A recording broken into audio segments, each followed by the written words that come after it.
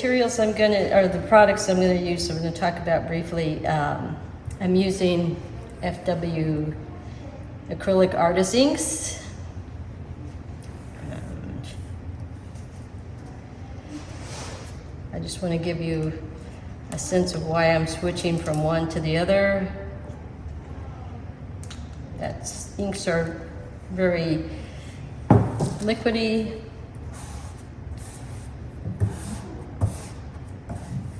And fluid acrylics, lots of different brands make fluid acrylics.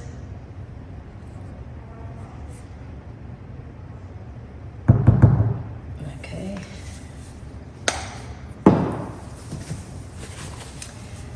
And it has a little bit more viscosity to it and coverage to it. Of course, I'm using black versus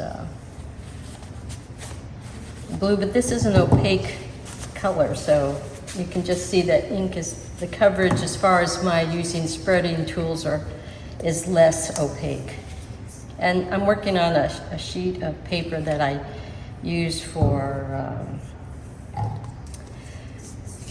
overrun, what I call overruns. So when I'm using a product or a stamp or stencil, not sure how to open this, Roberta. I know there's a squeeze. Oh, there it is. Ta-da. These are fairly new to me, is why I'm not sure why it wasn't opening. This is made by Liquitex. This is a soft body acrylic, which is just not a little bit runnier than the tube acrylics, but not as runny as the fluid acrylic or the inks.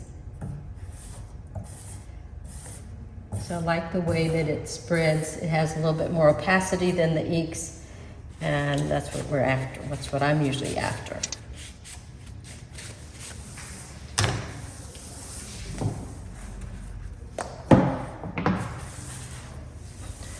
All right, so I have some new tools today. My husband was cleaning out his garage and he came across these wallpaper brushes. And he says, do you have any use for these? And I mean, I just laughed. It's like, mine. Oh, I like that. I'm not sure how well you can see in the camera. I'll try this one.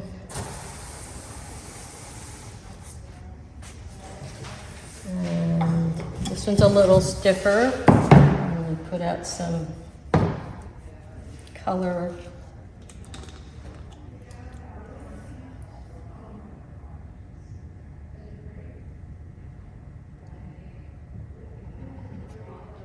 Well,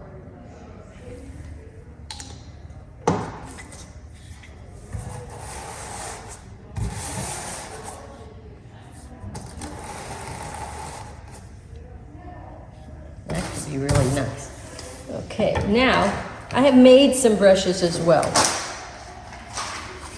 and found some brushes. So I was at the thrift store, one of my favorite places to go to, and I came across this little brush, which I thought, oh, isn't that wonderful? That would probably make something great to stick some paint in. So I'm going to take a little bowl and add some gloss medium and varnish, Golden, Liquitex, and some other companies probably make products that can make your paint a little runnier and keep them from being so watered down or too changing the color, the intensity of the color. So I'm going to add a little bit of black paint to this.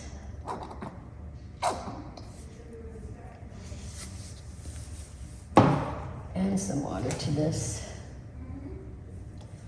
It's just a guesstimation right now.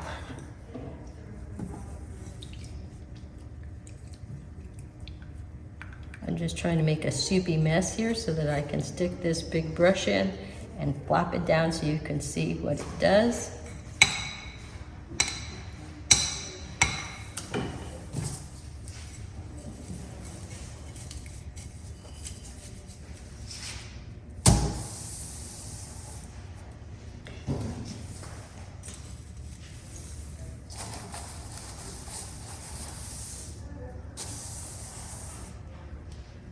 Again, something I would like. I like the streak and the lines running through stuff.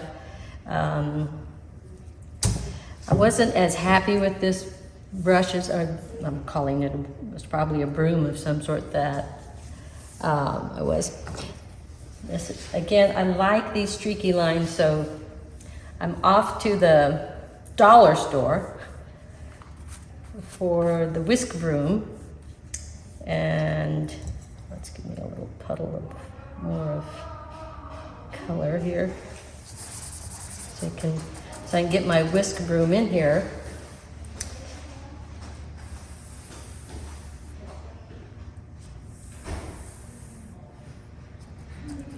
So if you need to make a bunch of lines or have that idea of lines in mind, I love this whisk broom as that.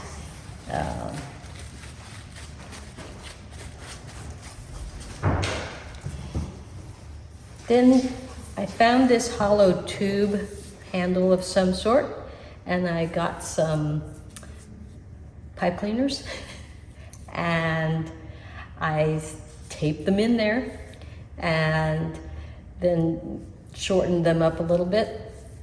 Again, maybe I need the ones with the little heavier, thicker pipe cleaners, but they're fun anyway.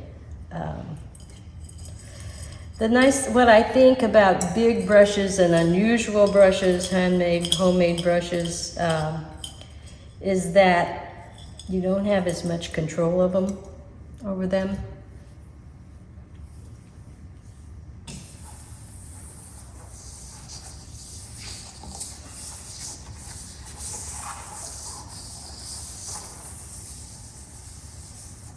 And right at the moment, I'm on a test sheet of paper, so oh,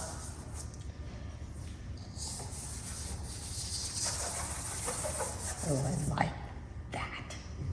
It's like, whoa, can I do that again if I wanted to?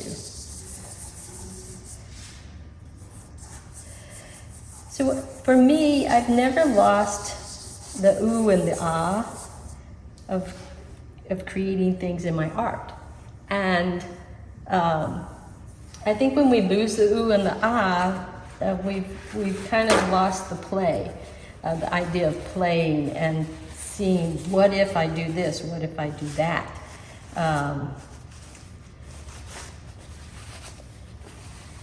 So really, in spite of paying lots of money for expensive brushes, pipe cleaner brush that I made and the whisk broom turned brush are some of my favorite tools. And then, of course, we need to use the squeegee. I never let anything get thrown away without trying it first as a tool. And my arsenal of things to play with, to experiment with. I had a student who came up to me. She says, Libit, I don't know how to play. You keep saying, let's go play. And I don't know how to play. And so I said, well, let's think of another name for this then. I said, how about experiment? She says, I can work with that word. Because that, she says, I was in science, and I think a lot of artists were in science for a while. And so experimenting is an okay thing.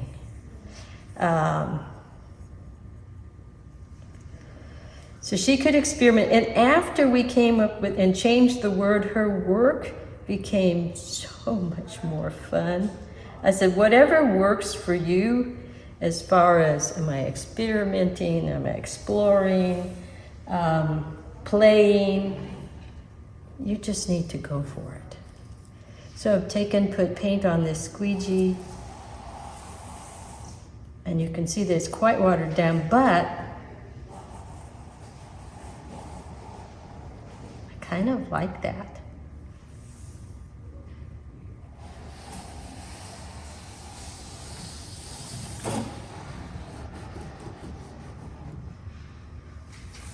I wish that I had this on the original piece down below that I'm going to work on. So Anyway, enough showing you the different viscosities, the different tools that I'm using. And of course, I love picking up things and letting them run. This is a piece of transparent UPO that I was playing on here and just to explore what was happening. And I am letting it run. I'm gonna get it out of the way.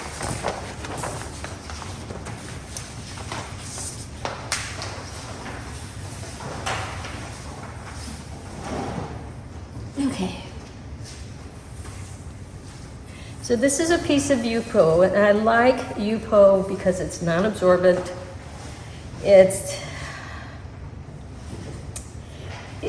I could take the texture from this paper towel, press it onto my UPO, and it will show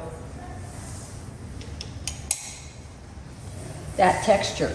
So I like that it shows so many little nuances of what you're doing with in your playtime.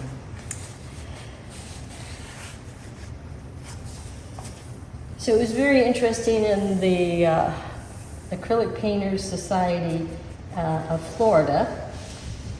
Last year or 2 years ago, the judge was Jean Peterson, who happens to be a friend of mine. And Jean she was trying not to tell me that she gave this painting an award. So she was making a lot of comments. She saw it actually in the show at Arts and Humanity.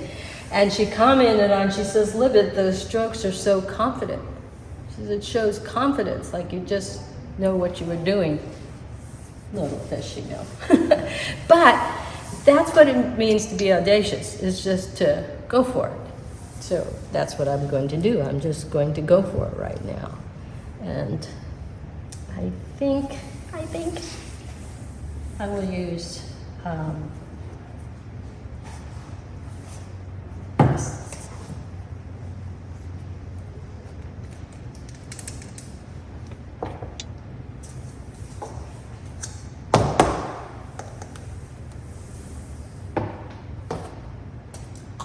my other motto is to keep in mind that paint and brushes and paper are free.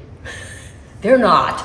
We all know we have to pay for them. But if I keep that attitude, then it's going to pay off because I'm not going to be worried about stuff. So I'm going to actually come down this way with this paint. I had a little plate. I'm just going to stick it. I need a lid, plastic something. Stop the tape. Too bad. All right. Here, I found something that I can put this on. She found something. Roberta, I found something. Okay, so I just have a piece of plastic. What I want to do is be able to dip this in the ink that I'm using and not spill the ink everywhere.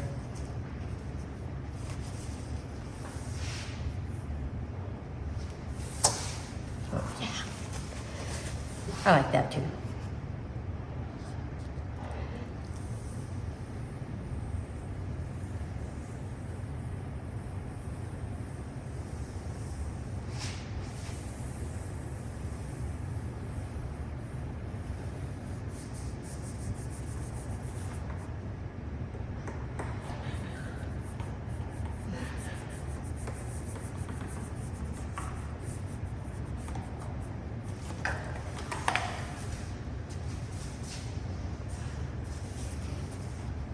So just so nobody thinks I have a 4-inch whisk broom, I'm going to repeat that over here, just a little bit.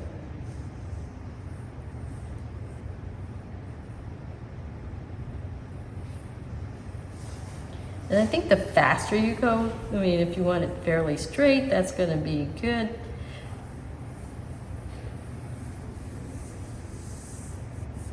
But then I want to get this nice little curvy, kind of change it some as I go down for some variety. And I'm gonna switch brushes, tools here.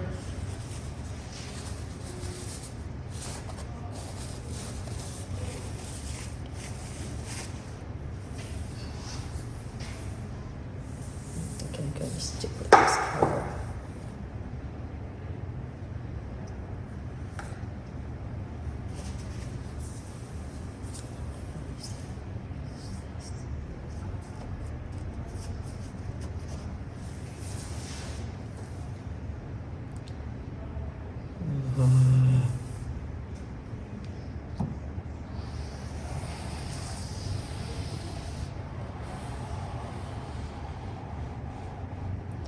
So you can see right here where the ink had already started to dry, how it leaves like this outline and then moves from being opaque.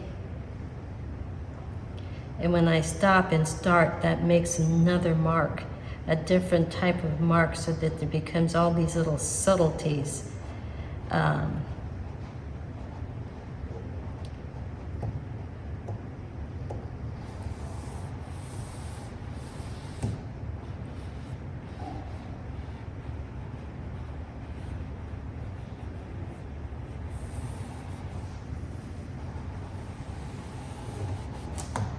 And this is ink, and that's why it's so transparent looking. And I always like to get rid of excess by splattering, so yes.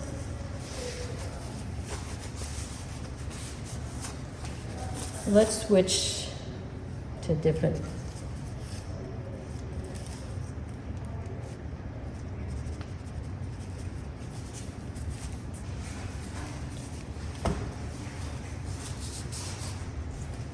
So I like this solid area over here. I would like to have more opacity. So I'm going to try this. Cool. Opened it up, made some more stuff.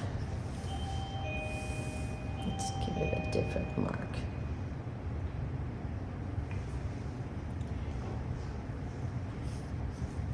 I'm gonna stick with this for a minute or two.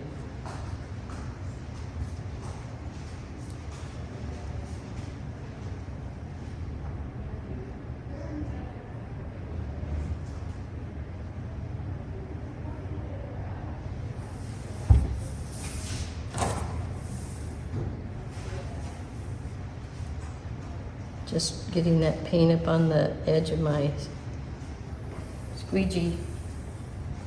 And I came across this squeegee in particular because my husband did not like it in the shower.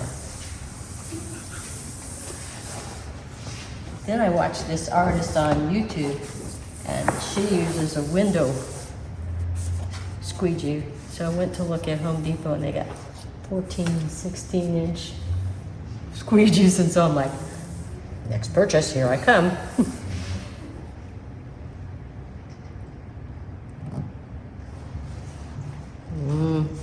Not enough color. All right.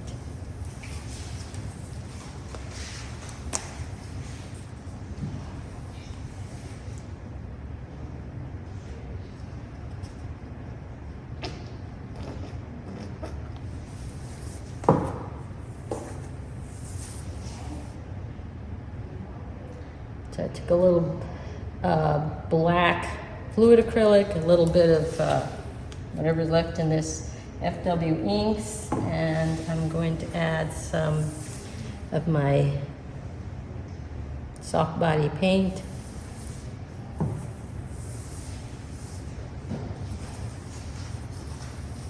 I'll move it over here so you can see what I'm doing.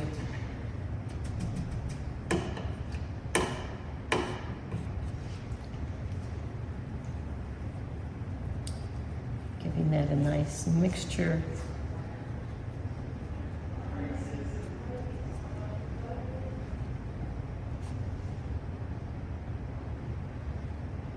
I might be sorry that this might be too dark. But hey, I'm playing.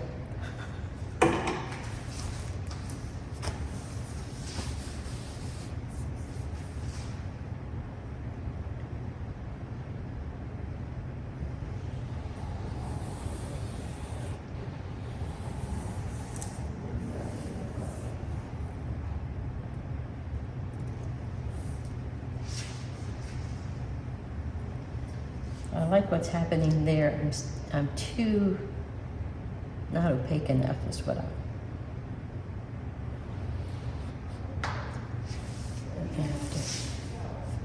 all right, so when I'm playing, I'm also got all these things in my head like balance,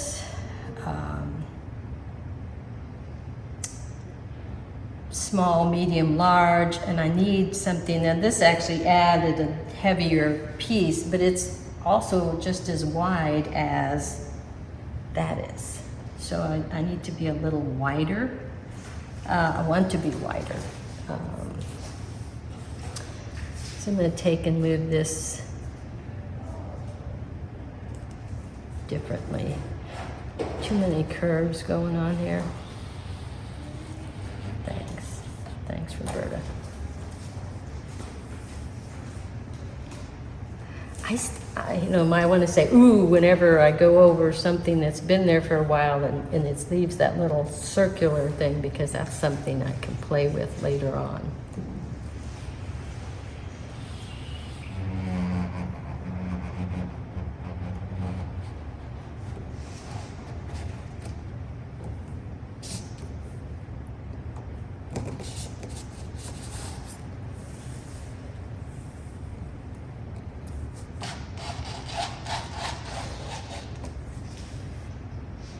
So it's those kinds of marks right there is my cleaning my squeegee and just seeing what's going to happen.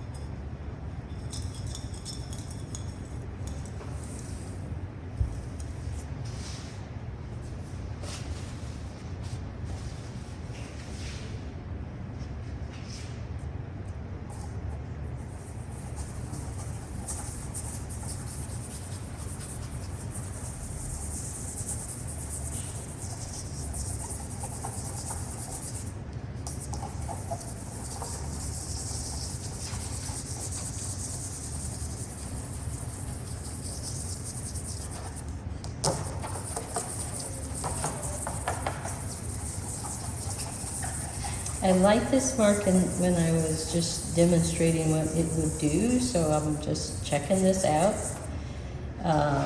as something different.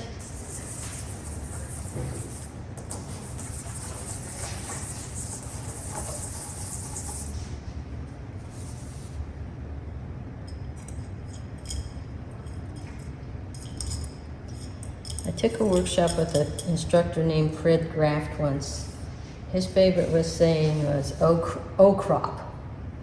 So a lot of times when I'm just playing, experimenting, being bold, I remember that in my head, that I can come back and crop anywhere that I want to.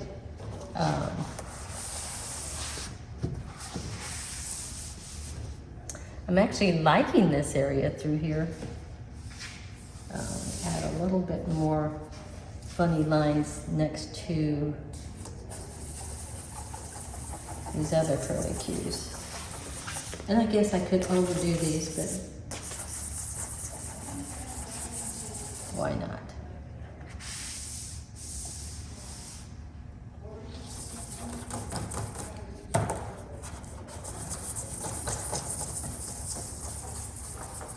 Okay, so now I'm going to be a nice cruciform in black and with turquoise underneath it.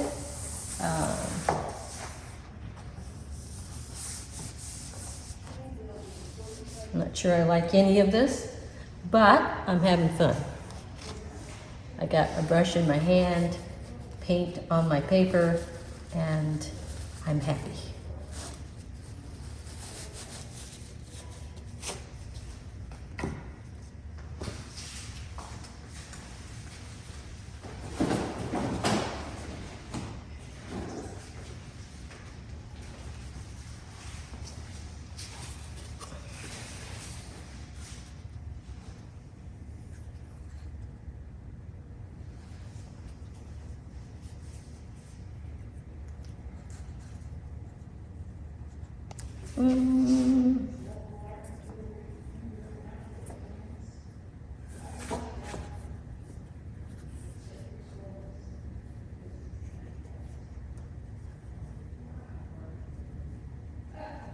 Kind of like that.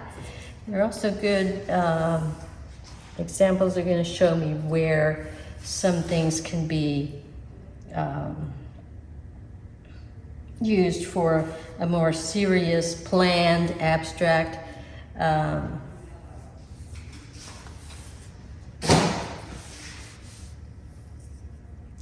I always do like to clean out my art, my bowls of paint and stuff by just putting it on here.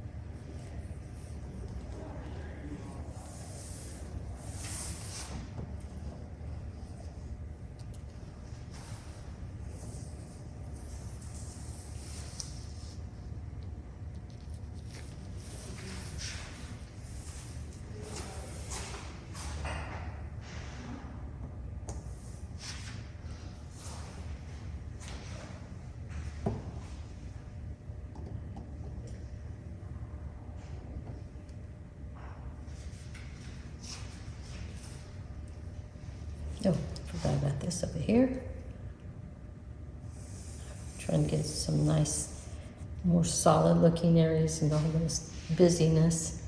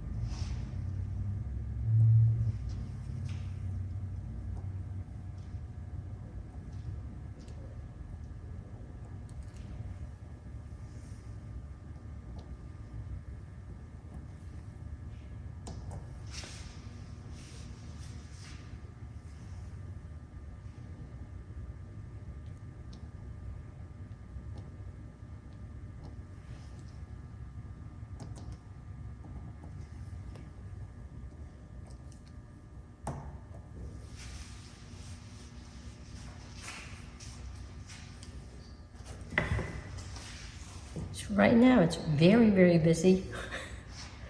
Once it's dry, I think I might come back in, make some more opaque solid areas, maybe painting with a brush, which I could do now.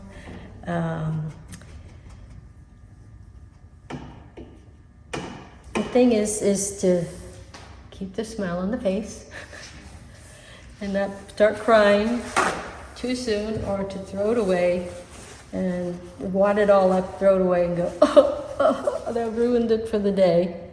Because tomorrow, Scarlet O'Hare, tomorrow is another day when we can cover it all up and start all over again.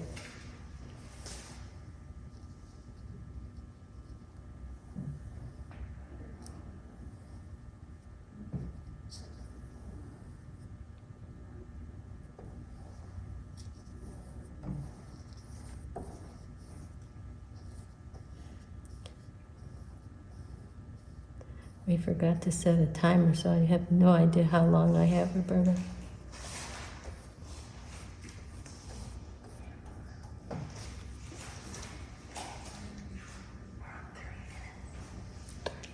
Okay.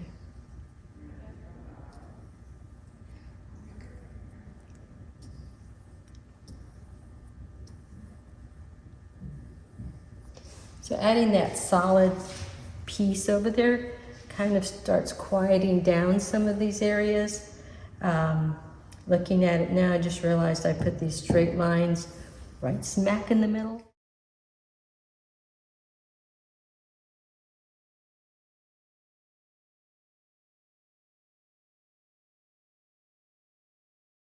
Okay, so I just wanted to come on and tell you or show you what I use to finish. Once my piece is dry and I like it the way it is, I will spray it. And this is a lot cheaper than buying the artist spray finishes. This is made by Rust-Oleum. I actually took a can of Blair's art spray finish and walked over to the paint department and checked out a couple of different brands, and Rust-Oleum actually had more of the same ingredients. So I bought the Rust-Oleum, so versus $15 versus $5, I'm going with this. I will post some of the products that I use, and you can find that online.